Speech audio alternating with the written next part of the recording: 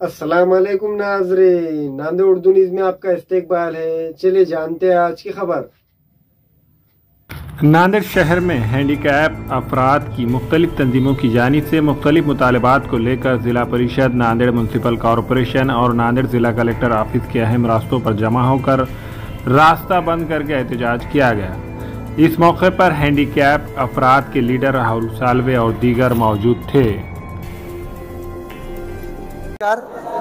आज बेरोजगार दिव्यांग कल्याणकर्ती संघर्ष समिती महाराष्ट्र राज्य, बेरोजगार दिव्यांग कल्याणकर्ती संघर्ष समिती नांदेड महाराष्ट्र राज्य आणि दिव्यांग आघाडी मुखेड, तसेच मूकबधीर, कर्णबधिर दिव्यांग संघटना, अंध संघटना या सर्व दिव्यांग संघटनांच्या वतीने आज 9 ऑगस्ट क्रांती दिनी डॉक्टर बाबासाहेब आंबेडकर यांच्या पुतळ्याला अभिवादन करून, तसेच आज देशासाठी शहीद झालेल्या सगळ्या शूरवीरांना नमन करून आज एल्गार मोर्चा आणि तीव्र स्वरूपाचे आंदोलन आयोजित केले होते।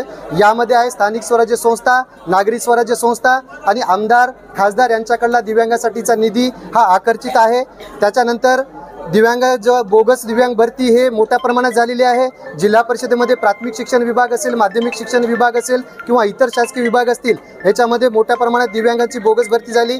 या बोगस दिव्यांगावर कायदेशीर कारवाई करण्यात यावी, दिव्यांगांचा निधी खर्च करण्यात यावा, दिव्यांगांना विनाअट घरकुल देण्यात यावं, दिव्यांगांना स्वयंरोजगारासाठी गाळे देण्यात यावे, 200 स्क्वेअर फीट जागा देण्यात यावी, यावं इतर विविध मागण्यासह संजय गांधी निराधार मानधनातला जो प्रश्न आहे, आज आंध्र प्रदेशच्या धर्तीवर दिव्यांगांना प्रतिमाह 6000 रुपये करण्यात यावे, यासाठी आम्ही आज एल्गार मोर्चा काढला। आणि हे आमच्या मागण्या मांडणारा कोणी विधानसभेमध्ये दिव्यांग प्रतिनिधी नसल्यामुळे आम्ही येत्या 10 ते 12 दिवसामध्ये राज्य स्तरावरचं एक अधिवेशन नांदेड जिल्ह्यामध्ये घेणार आहोत। यामध्ये जेवढ्या काही महाराष्ट्रातल्या दिव्यांगांच्या संघटना आहेत, राजकीय पक्षाच्या सोडून या दिव्यांग संघटनासोबत चर्चा करून आम्ही एक अधिवेशन घेणार आहे आणि या अधिवेशनामध्ये आम्ही येत्या विधानसभेसाठी आम्ही पुढची भूमिका राखणार आहोत। आणि आपल्या माध्यमातून येणाऱ्या 288 विधानसभा निवडणुकीसाठी सर्व राजकीय पक्षांना विनंती करतो की 5% दिव्यांगासाठी राखीव मतदारसंघ ठेवा, अन्यथा आम्ही नांदेडमध्ये तर 9ला 9 विधानसभा आम्ही समस्त सकल दिव्यांग संघटना एकत्रित येऊन